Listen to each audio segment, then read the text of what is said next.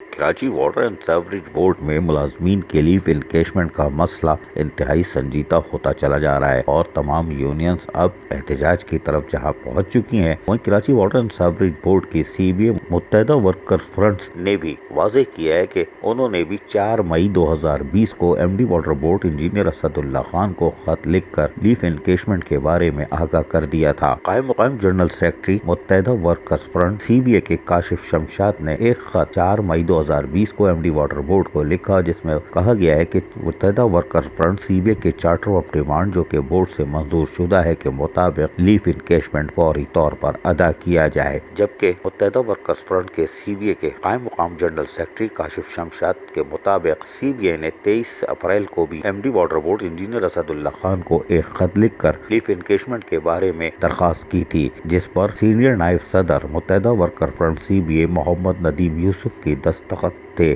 واضح ہے کہ CBA متحدہ ورکر فرنٹس نے بھی لیو انکیشمنٹ کے لیے باقاعدہ خطوط کا سلسلہ جہاں جاری رکھا ہوا ہے، وہیں ملاقات کا بھی امکان ہے۔ MD water board engineer Asad Ullah Khan کو چاہیے کہ CBA کے ساتھ طے شدہ معاہدے کے مطابق افسران و ملازمین کے لیو انکیشمنٹ کو جاری کریں۔ عزیز عارف، KBS بلدیاتی نیوز، کراچی۔